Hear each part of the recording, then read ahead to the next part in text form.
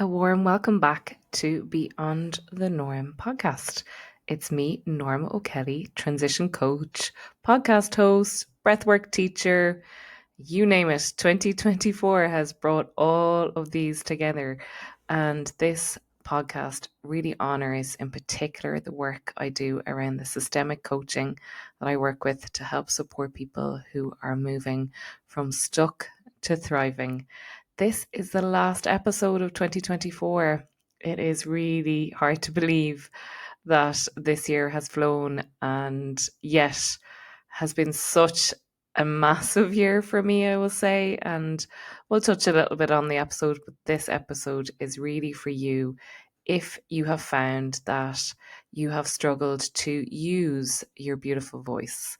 If something, and I hear it again and again, where the voice is where you struggle to use it, where you struggle to speak up in a meeting or use it to have the courage to say something to somebody that you've always wanted to say. And so much of that I've seen because of the systemic work is coming from previous systems that we've been in, and even can go back much further in our whole family system. So we're going to talk about that today and acknowledging some of the things that may be impacting you, and for others where your voice is something that is not something that challenges you, you're in a minority there, but you might want to skip ahead and listen to another episode. But for people where public speaking or speaking up at work or having those conversations with authority figures in general is something that you struggle with, or you're preparing for a big speech where you're nervous, this is the podcast for you. So hopefully you will get some time to enjoy it, whether that's out for a walk, on your commute, and again, I always recommend to not listen to this when you're lying down. My voice has a hypnotic tone and people tend to fall asleep and then they miss all the best parts. And this is an episode that you are going to want to listen to. So enjoy it and thank you so much.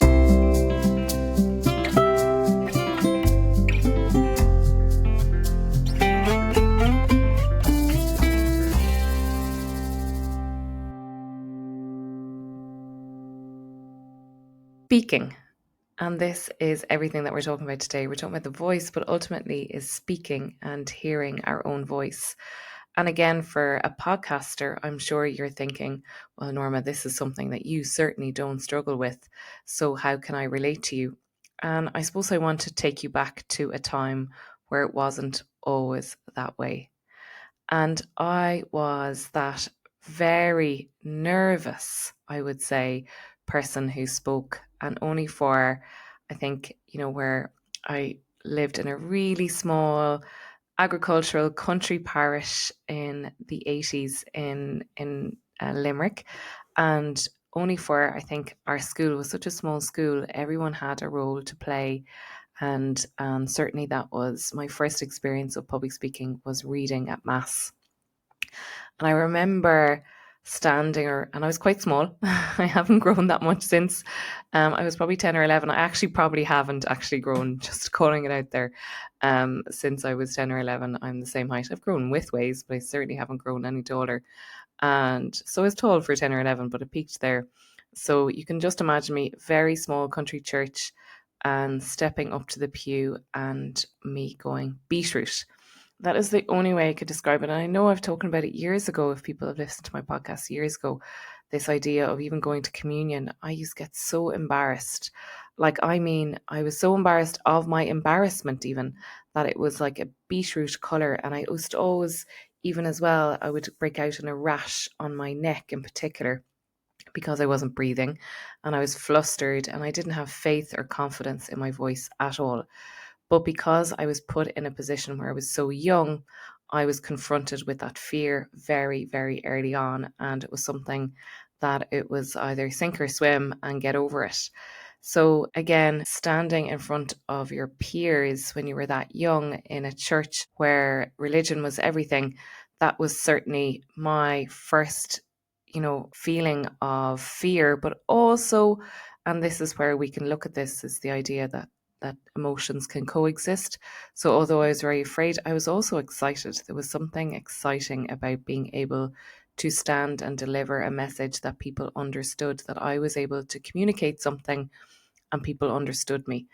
And why it felt so different and unusual was I was the youngest at home, and often my voice didn't matter. What would you know? You're only the baby, or it's that dismissiveness that parents would have had for younger children. And the strongest rule of belonging, and I've spoken about rule of belongings that can really, really impact this, and that's really getting into the introduction, is this idea that our family systems do shape our voices.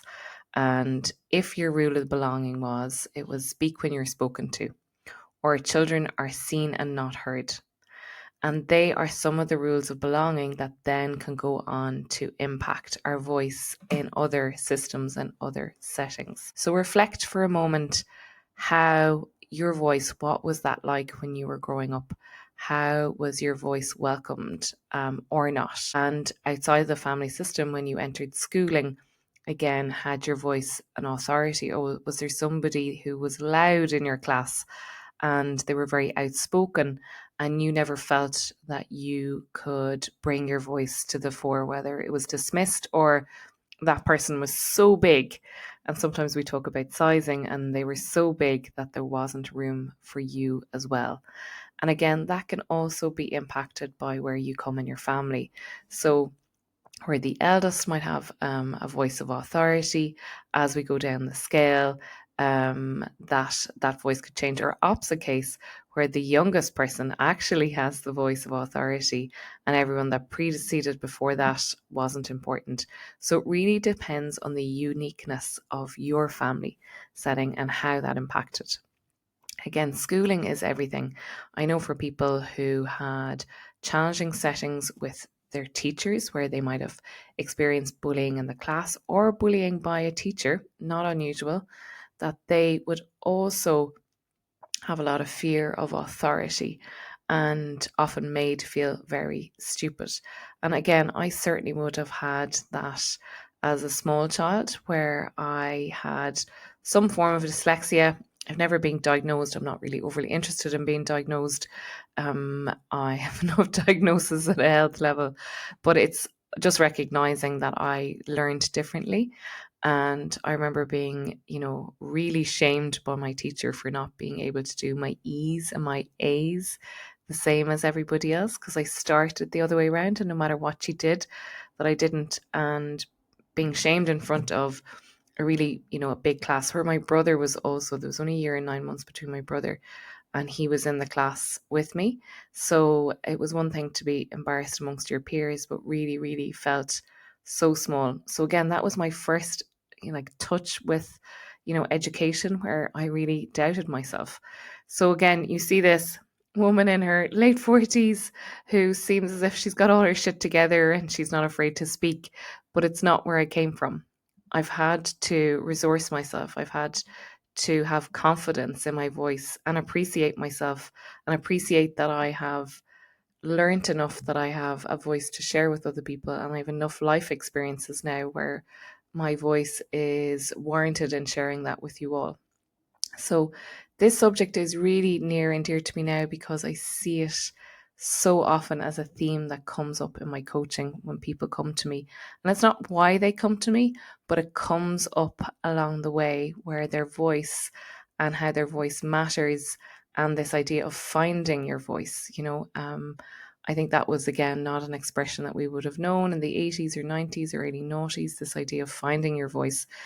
And I can't find the podcast, or maybe it was a TEDx talk, but it might be a few years old, where somebody called bullshit on this whole theory of finding your voice, because we all have a voice and it's not lost. It just has to be used, but used in a way that feels authentic. So again, looking at this idea of authenticity in your relation to your voice, we'll look at that in a moment. And also confidence. People think, it's a kind of a chicken and egg. When I'm more confident, I'll speak a bit more. And I see it in my marketing mentorship as well, where people are like, oh, when I'm a bit more confident, I'll come up on stories and I'll do some more videos. And it's the chicken and egg, what comes first? And often case it is convincing our bodies and our minds and our hearts and all aspects of ourselves that actually we can do it. And it's that idea of taking the step to better. So again, we'll cover all of that off in this episode. And again, this is something that you might want to share with friends or family members. That again, it mightn't impact somebody like you, but you might know somebody who really, really, maybe they've started a business and they're really conscious about showing up on camera. I even know people who are very, very successful in business and they've absolutely shied away from podcasting or interviews. And it's such a shame because it's such a brilliant place to really step into the fore where your clients can hear you and validate you and recognize who you are, right? So just taking that into account that this is something that you're not sharing your gifts with the world if you're not using your voice. Our voice, no more than our eyes and our face, are just windows to connecting with people. And our voice has resonance. And when our voice hits the mark, your heart feels it. So our connection with people often comes from our voice. And that's been in Ireland in particular, we have been that one country where radio has like long lived any other medium as one of the key things that we really, really enjoy. And still, even with all the technology in the world, and it's been the rise of the podcast as well, because we don't always need to see the image necessarily, but we certainly to relate to somebody human to human, we want to hear their voice. So if you are an entrepreneur or an aspiring entrepreneur, using your voice and working on that as a muscle is your number one way to access your prospective clients. And having that, support to do it, and also recognizing what are the things that are holding you back from using your voice. So let's dive into it a little bit more. So we spoke about that idea where our families' systems really shape our voice. And one of the things is that you come across is like, well, I stayed quiet because it was all about harmony and it was all about keeping the peace. Because when I spoke up, it would have, I would have spoken my true, my true feelings, and that would have hurt people. So rather than say anything, it was better just to say nothing.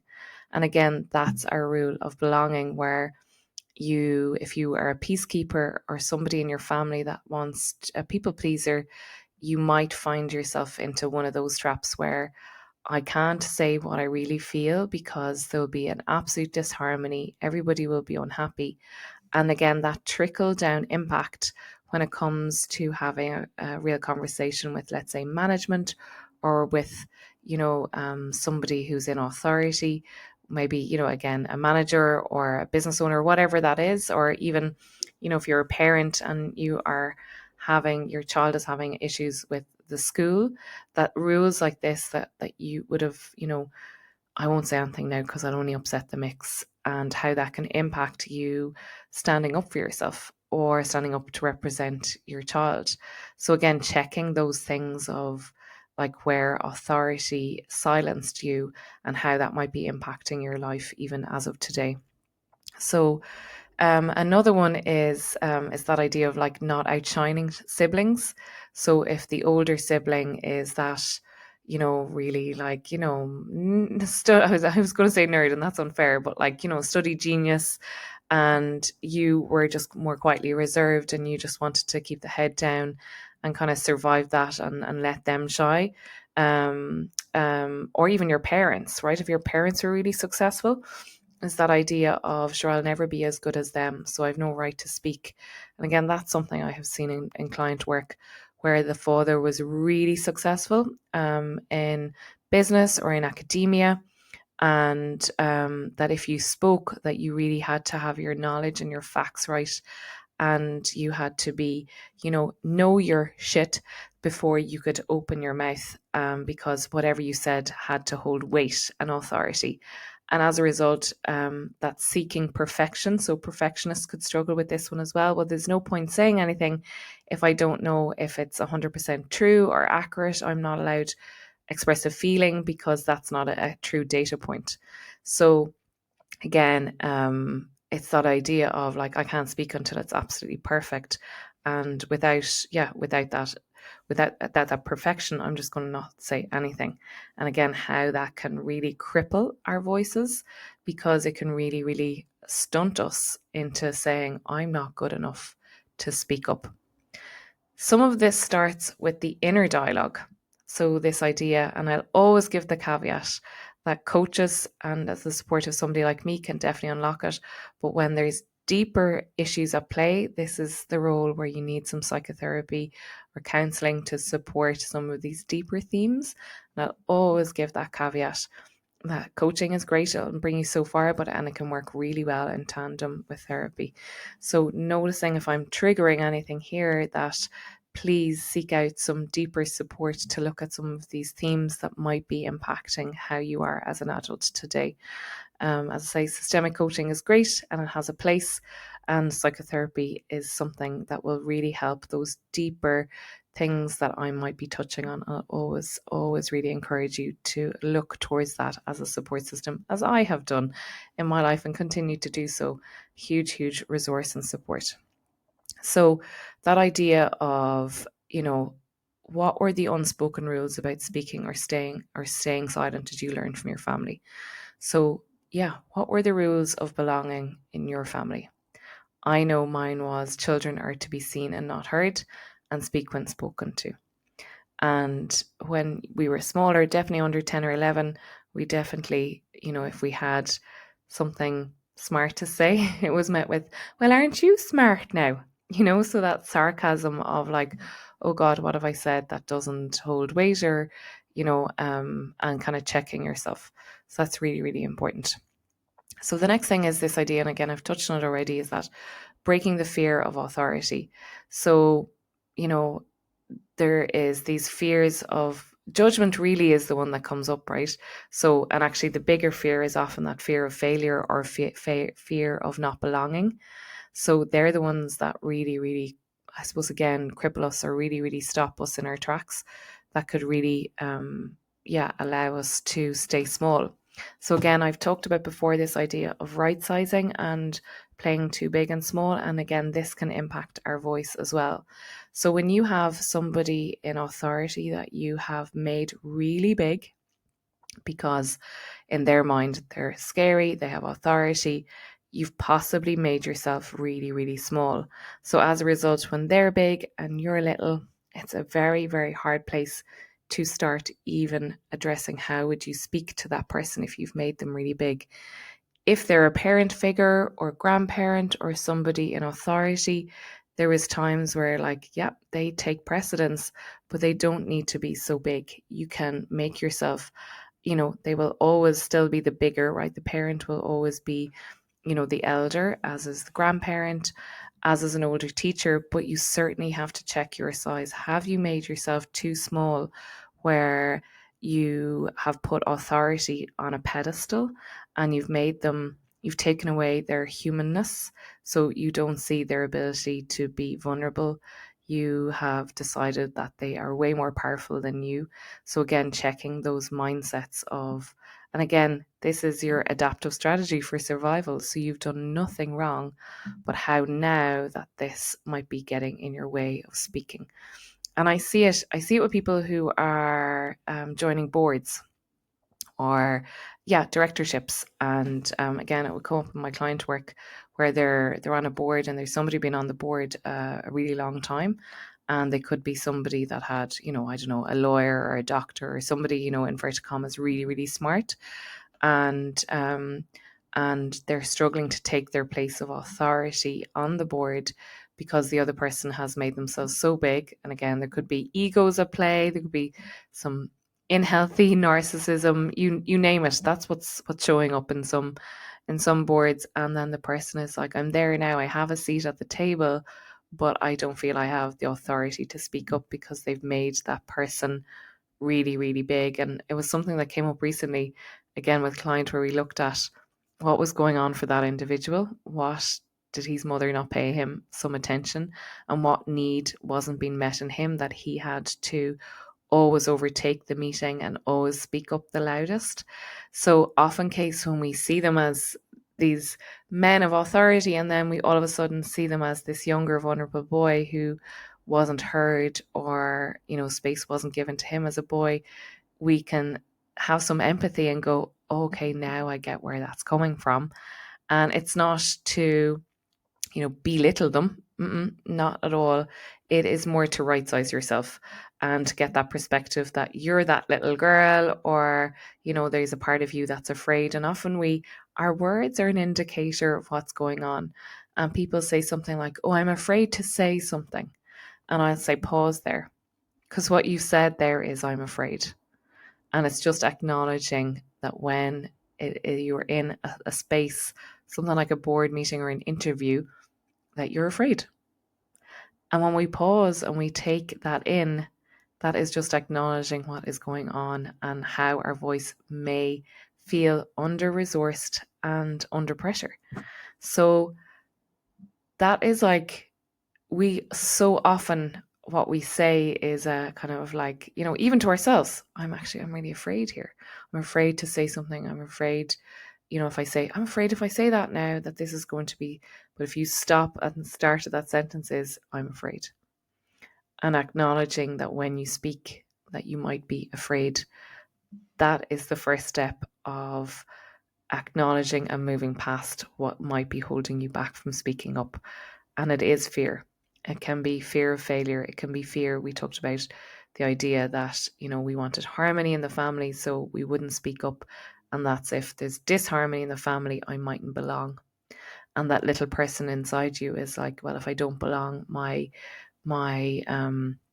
whole existence is threatened. I might not survive. So that's what's going on in the body. The head can't figure this out, but the body knows something is up, right? So it's acknowledging that. So again, in the work of the systemic coach and what I do in the constellation things, if you had, incorrectly sized the other person that you're struggling to speak up with, we do an exercise. And again, I can't necessarily do it here on the podcast, but I do it in session with people where we look at the sizing of how big you've made the other person and how small you've made yourself. And we start seeing those patterns. And then there's rituals and ways to right size yourself initially. And then it might end up right sizing the other individual as well. But certainly that can help you find your place in authority. I also do an exercise of like stepping into authority, and what would that look like? How would your body be if you were really stepping into a place of authority? And how that could help in terms of this place that you're speaking from. If you were to speak from a place of authority, how would that sound? And often case, and we'll speak about it later, some of those top tips to hold authority when you are speaking. So one question just to round up the whole idea of the breaking the fear of authority is, what would I say if I felt equal to the person? If I felt truly equal to this person that I've made really big, what would I say? And these are things you can think about. And it could be, I really don't like when you don't listen to me. I don't feel heard. And these are not things that you might actually say to the person, but it's something that you're wanting to say to them. But it's admitting this internally to yourself, that you never listen to my needs. I'm not heard here. My needs are not important. And just taking some time to acknowledge, what would you say to them if there was true equality? And the relationships where you feel really safe, and it might be with a partner or a best friend, and that your words don't have consequence. And when we're in that place, we can say anything. And I will always still seek permission though. Have you capacity for me to tell you something right now? Something that I'm noticing in you, where it's offered with kindness, and how that can be from a place of support as opposed to a place of, here, I've noticed you're doing this, and this. It's can I tell you something? Have you room for this today? And I've noticed that you do this, and I've noticed that makes me sad because I know that that's something that you're struggling with. So it's a very different tone from the finger wagging of like, I really noticed that like you don't stand up for yourself. When somebody says that to you and deep down it's true, but it's so hurtful because there's a judgment behind it versus, I've noticed that sometimes you don't necessarily stand up for yourself. And it's such a shame because I see you in such a different light and you can stand more than confidently in your power because I believe in you and you should believe in yourself. And the difference in how that is offered when we are with people who are truly our equal and there is not, this sizing issue. And that can be done with friends or family, and how when we're feeling really safe and feeling loved and where our belonging isn't threatened and there is no fear of repercussion for what we're saying, we're allowed to speak our truth. And this is where the authenticity, and these are our training grounds, because when we're allowed to have those moments, we're building a muscle for when we're going to replicate what a safe space would be. Even when it doesn't feel safe and you might be afraid, you're going to resource yourself to settle your nervous system so you will be able to speak. And then that's the muscle training starting. And that's when you're in the voice gym. And that's where the power of this begins. So, what would I say if I felt equal to the person? Great, that's closing out that. So the next part is, and I've just touched on it, resourcing yourself for confidence and stability. So if you were to think about those people that have been your biggest supporters your whole life. And again, I've spoken about it before. It could be a teacher. It could be, doesn't always necessarily be a parent. It could be an older sibling. It could be a first cousin. Think of it from your early systems. Somebody who really, really believed in you, who saw something in you and saw your potential, but saw who you were there and then. And it could be a teacher, if it doesn't necessarily come from the home, but it could be within the home too. It could be a parent, so it could be a sibling who always believed in you, right? And again, pausing for a moment to reflect on who that person is.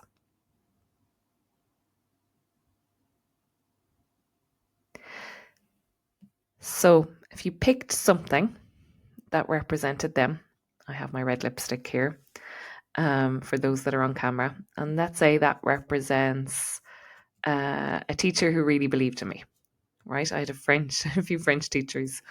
I don't know, grow up for the old French, because I had lived in France over summers and things, and they really spotted my potential. So I'm going to pick, let's say, a red lipstick that is very français, and that represents a French teacher. And I'm thinking, what would that French teacher have said about me on the days that I don't necessarily believe in myself? And if I again close my eyes and imagine them and bring some strength that they had in me, or, and it would be something like, you can do anything once you work hard and put your mind to it, or whatever you want to do, you could do. So we draw strength from these representatives. So I will thank the teacher. Thank you for showing up and reminding me. And of what they could have said that could have been that support, that truly to communicate something that that they had faith in you. And again, that's about building that kind of stable ground to start from. Whether I did some debating in school, I had a geography teacher and he definitely believed me. And I wouldn't mind what behind his back, it was an absolute messer.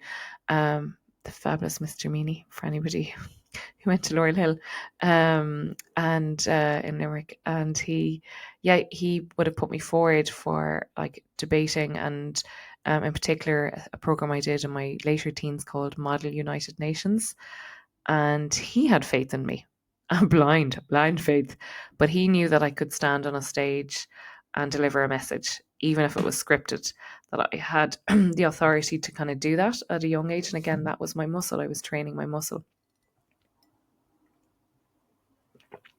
So he would be a source of strength that could resource me for finding and more so, catching my wording there, using my voice. So looking at that strength, and again, is there an ancestor? And it could be somebody you remember, like a grandparent. But actually, if you were to look back in your family system, maybe there was a storyteller, maybe there was somebody who was in politics, somebody who had a role where they had to use their voice. And could you draw on them as a resource? You could pick something that represented, let's say, It could be trying to think, like my grandfather would have been on my father's side, definitely a man who spoke his word. And if I was to, again, pick something that would represent my granddad, Tom, he was somebody who was definitely able to speak his mind and speak his mind, right? Hear the expression there. So again, if I was to have Tom again, if I could feel him on my right shoulder, and again I have this lovely feeling, and he was a small but strong man, really strong. Like if I think back of like the strength that he had in his 80s, even before he died, he was like picking stones in a field. He was a man of the land, but he had a very outspoken voice, and he wasn't afraid to express his opinion. So if I could draw on his authenticity and his kind of firm belief, and also he had a softer side to him towards the latter part of his life, again, so to bring that gentleness within my voice as a resource to support me. So one of the things where, and you see it with people who are really passionate about a cause, where they might have been, let's say, somebody quietly spoken, or somebody who wouldn't necessarily have been, the loudest, most outspoken person in a room. But when they find a purpose or a cause that they really believe in, that they find they can stand in front of a microphone or stand in front of a large audience and speak from that place of purpose. And you see that right now, particularly in when it comes to really speaking up around Gaza, where people who might necessarily never have stood on a stage before have found this strength because they're fighting for a cause rightly, absolutely rightly, and justified, that they want to speak out against genocide or what, and some, right, against the violence against humanity. But that purpose has allowed for them to not even focus on the fear of standing in front of a crowd, because their purpose is so big that it takes them, that it carries them to speak up and literally use that muscle of their beautiful voice to stand up for what they believe in. And justice is one of those things.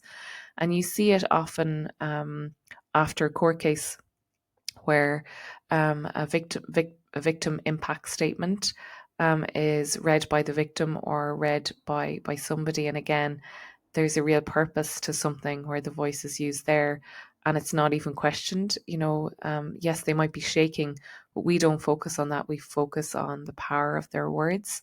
So knowing when you're speaking, and I am really blessed because I have a really strong purpose, a dangerous purpose right now because I'm working a lot recently and I have to check that my purpose doesn't stop me resting. But when you have a purpose, it allows you to record a podcast late on a Sunday night, because I know that my words will land with the right person and that might unlock something. So my purpose is definitely a driver for these podcasts. And it is, I know my voice could be useful. So I don't hesitate on the biggest kind of stopper to my recording of podcasts really is time, is not my fear of, will people listen to this or not, because I know if it's 20 people, 250 people, 1,000 people, I don't really mind. I just know that it's landing with the right ears at the right time to the right person.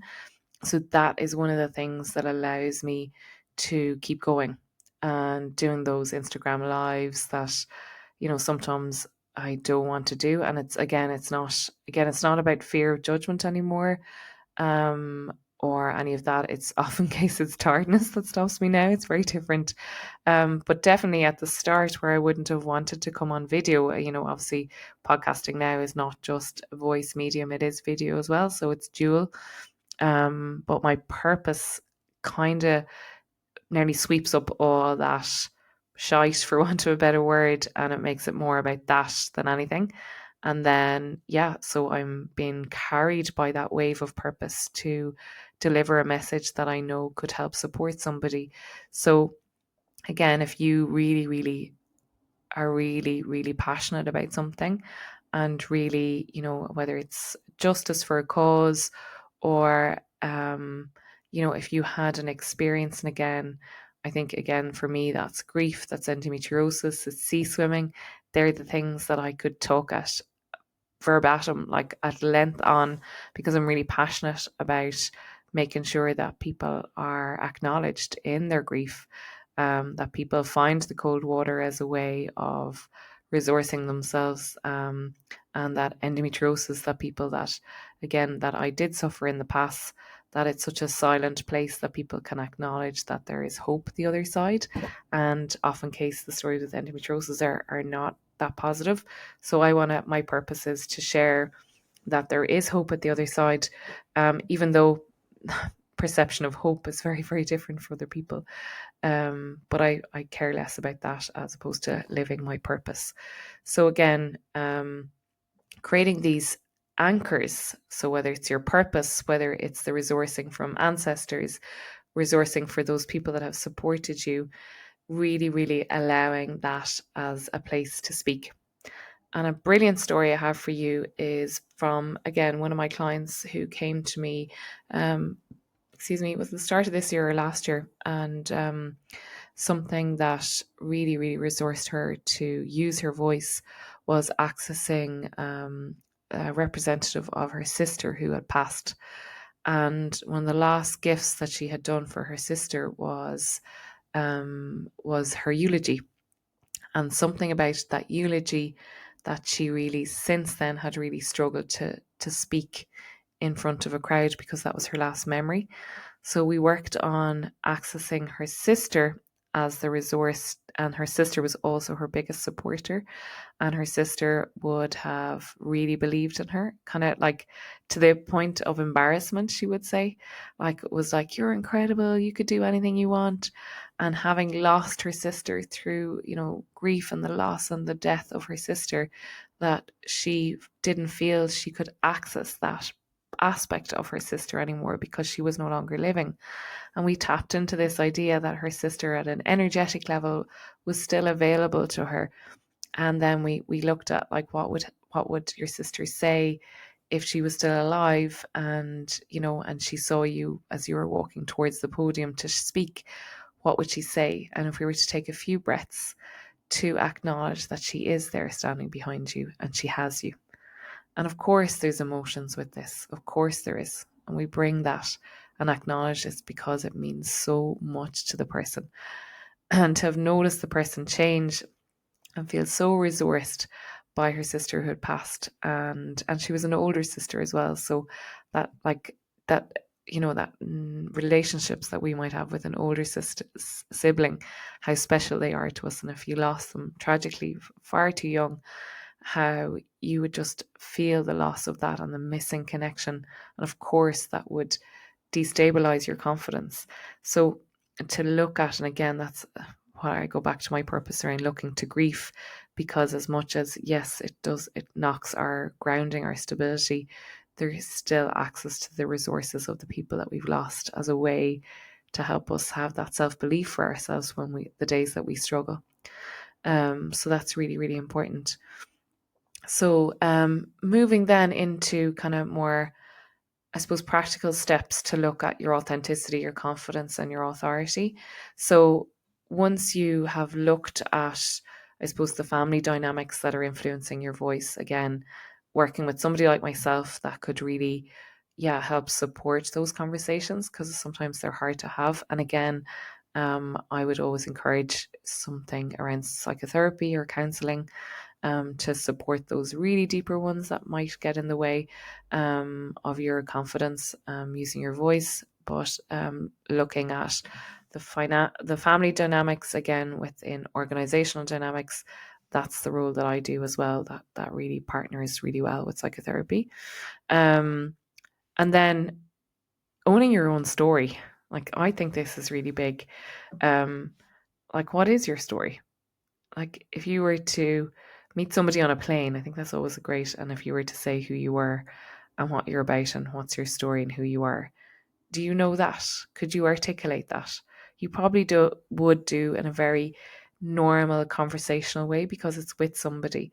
But really owning your own story, and not all of you are entrepreneurs, or not all of you need a pitch for yourself.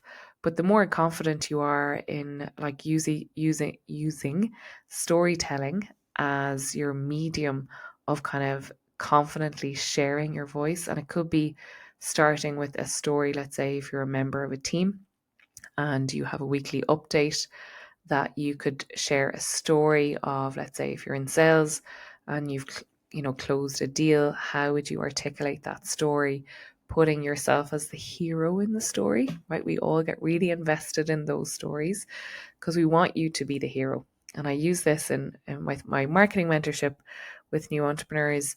You are your own client, a former version of you. So being able to share that story and really, really ground yourself as the knowledge expert and the hero, really get comfortable in storytelling and doing that with, potentially whether it's creating your own podcast or being interviewed for a podcast.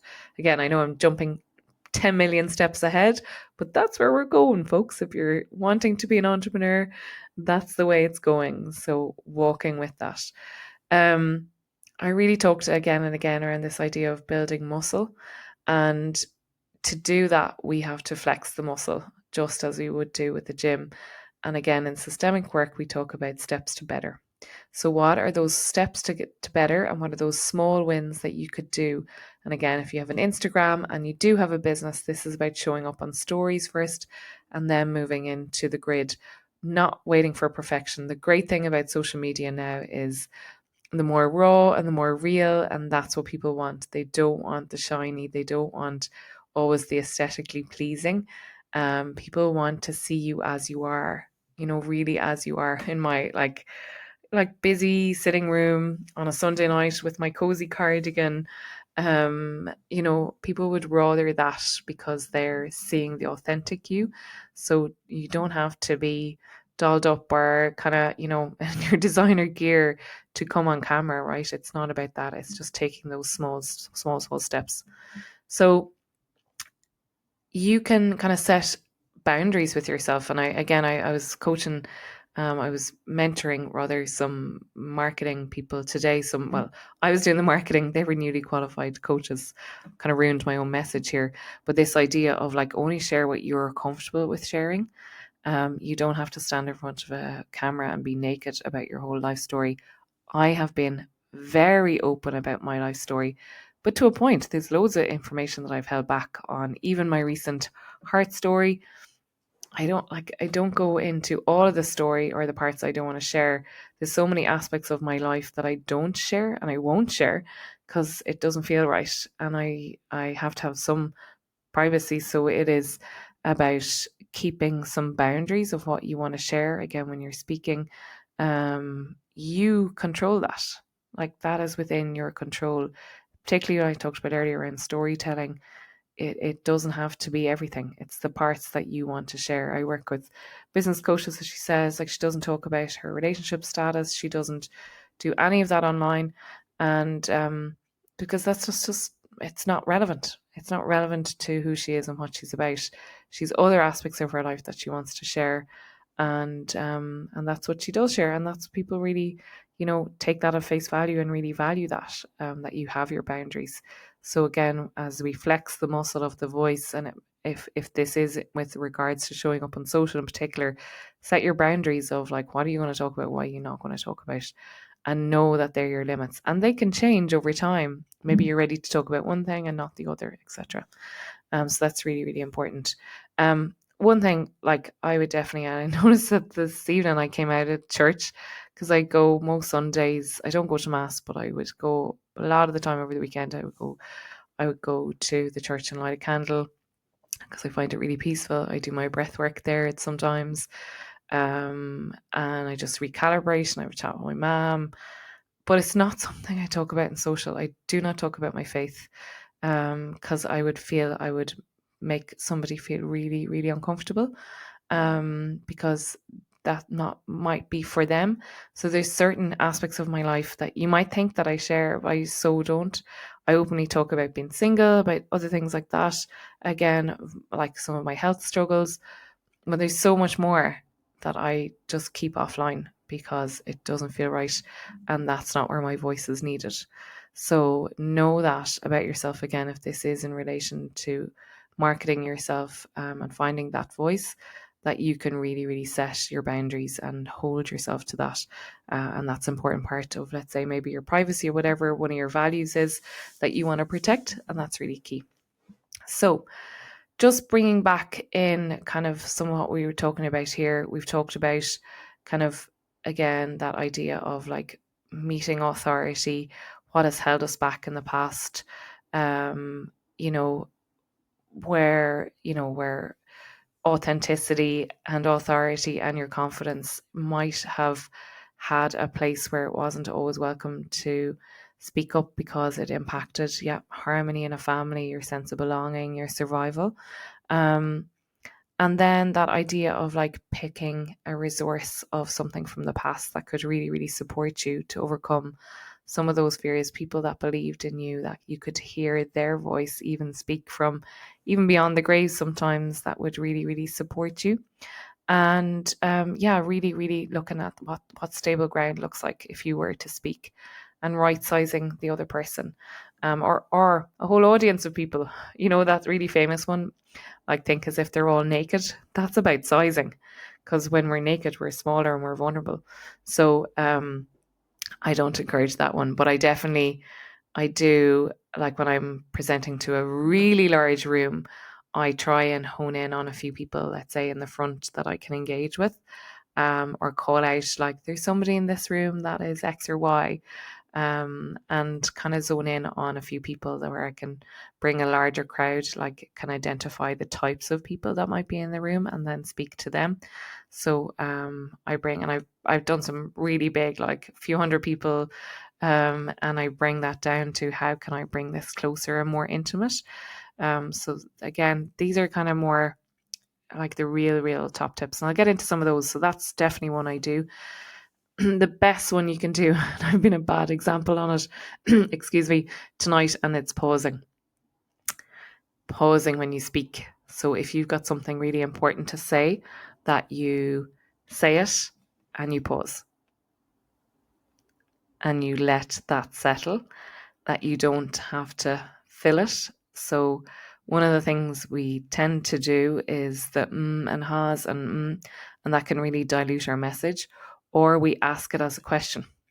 So we want to say something, because we doubt ourselves, we'll ask it as a question and not say it as a statement. So watch that one this week. Watch where you might be, especially to an authority figure. I'm kind of thinking that, we should do this. What do you think? And we don't even ask the question. It's like, I'm kind of thinking we might do this. And we raise the intonation of our voice, and it's left as a question, as opposed to, I want to do this. It's very different. So watching, again, this is more, it's not to judge what you said, it's just catching the patterns of what you're saying, in particular to those people that you might be more afraid of to speak up to. Where are you, catching the wording? I had somebody recently, and they were struggling with the manager, and they were, something that they said to the person was, oh, so you must think I'm an awful idiot anyway. And already they've made themselves smaller in the conversation.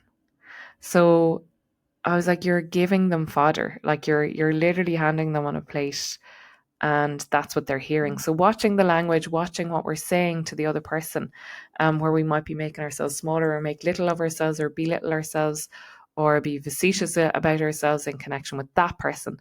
It's fine to our peers and the people we love and the equal people that we talked about earlier.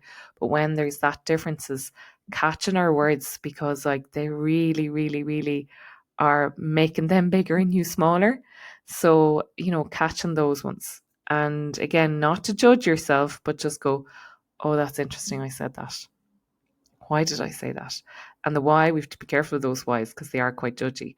But it's like, what could I say the next time that would sound where I'm more firm in myself and I'm standing in that place of authority again that I spoke of. So catching those ones. Pausing, stop asking questions, like say a statement. The pausing is the gift, like it really is, and using the breath in the pause. So it's like, I want to do X. They can't hear you breathing, by the way. because they're already thinking. Most of the time, the other person is thinking to reply and not listening. It's what we all do as humans. We're already anticipating what we're going to reply as opposed to listening. So again, when you start listening, you're also going to be able to speak in a way that is just much more grounded. If you're preparing for a presentation and it's something like specific, like an interview presentation, and you have slides. Slides are great as an anchor or as something, but they're also can be really dangerous because we overfixate on them and we read the slides and not talk to the person. I was on the world's worst training. I'm not going to name who it was. It was a charity, and that's it. And I'm not going to say any more because we'll give it away. And I don't want to insult the person because the person was very, very knowledgeable. But it was the worst training I've ever, ever had because the person was such a poor presenter. And it was the angle of the camera where you could just see the chin. It was pure use of like technology, never looked at us face on, really, really poor facilitator. Again, I'm spoilt by the nature of my work where I want to richly like connect with you, the listener, through eyes, through my voice, and that I'm literally speaking to you and I'm looking into you right now. So that is worth so much when we're speaking. We're looking at people, and where we find it might be hard to look at their eyes, we're looking at just in that like middle eye, the third eye section, where if you were in India, where you'd see a bindi. And so like you can focus there and people will think that you're looking, if you struggle to look at people's eyes. Some of you know I'm trained to be a funeral celebrant. And again, we're being taught when maybe it's a really, really sad funeral that we look at the forehead only and we don't connect with the eyes, because realistically, when human to humans connect at the eye front, we could be moved, and it's not our funeral. We're there as a light and a hope, and it's something that is really important. So connecting with the people, and that's what that presenter didn't do at all. Like at all. It was so poor. It was so sad to see that somebody who does this quite regularly wouldn't be connecting with the people that are there. And when he spoke in storytelling, that was the richest part of a very long day of training. Very long day. So yeah, like when you're online presenting, your voice is as important, but also so are your eyes and how you stand and how you speak. So again, getting some support on that. I work with people who are preparing for presentations all the time. It's one I love all aspects of my job, as you can probably tell, but I do love that one because I love to hear how they've gotten on afterwards and how it was received when they're standing with more confidence, when they're delivering something. And it's definitely a work I think I'm going to end up doing a lot more of, I think, in my career. Just helping people, deliver those really authentic, confident, and purposeful speeches and talks. One thing I'll say as well on accents, don't change your accent. You don't need to change your accent. You probably, like, if people think like, where is Norma from? She's such a like random neutral accent, but this is my accent. Like my mother was from the Midlands, from Kilkenny. My dad is from Limerick, and County Limerick is a very neutral accent. I've been in Dublin for 19 years. I lived in America. I lived in France. I lived in Cork. I was asked on the beach the other day, was I from Cork? I was like, no, but I did live in Cork. So I can have Cork tones every now and again. But I have such a melange of an accent. It's really neutralized, but it's not put on. Like, this is my accent. So even though I'd have the odd slag where people go, that's telephone voice. I'm like, it's not. This is just how I speak. And for people who've been listening to this podcast for a few years, know that, right? So that's a familiar tone that I have. But if you have a really strong accent, whether it's like, you speak another language, or you're from a particular part of, let's say, Ireland, or I love Manc, like in Manchester, Liverpool, or any of those like beautifully rich accents, do not change them. Like, this is a part of your resonance. This is a part of your authenticity.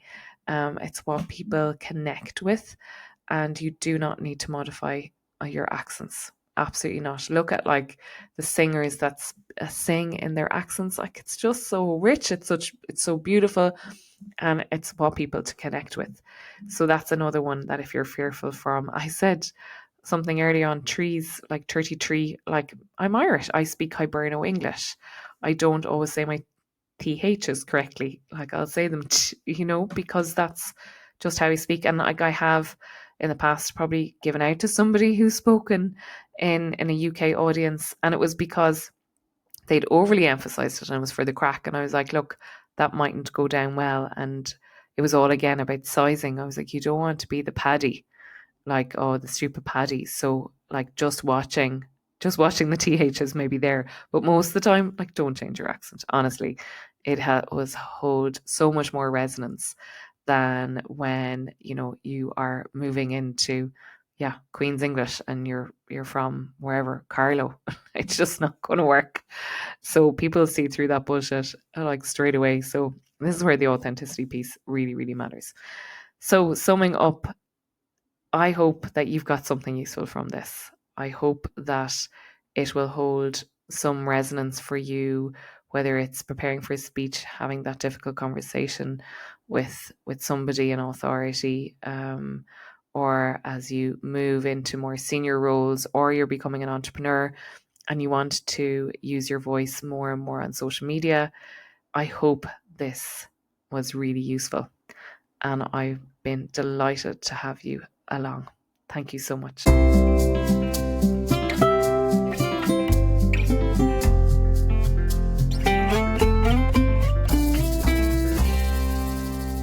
You have been listening to Beyond the Norm podcast. I am so, so, so grateful for you. I'm so grateful that you've gotten till now on a long podcast, but also you have been a loyal listener to this show. And some of you have been here for next year is going into my 4th year doing this podcast. And I can't thank you enough. I can't thank you. And sometimes I don't even know who you are. You are there silently, loyally listening. And I am so grateful. And I wish before Mel Robbins ever said it, and I will say it now, I love you. I love you. If you haven't heard it today, and it's what Mel says, you guys have been a rock. You have been my purpose to keep going on this podcast. It has been a winter hobby always these last few years where I do the podcast at this time of year and again in the spring, and I stop for the summer because I'm a summer baby. I like to be outdoors, but you keep coming back.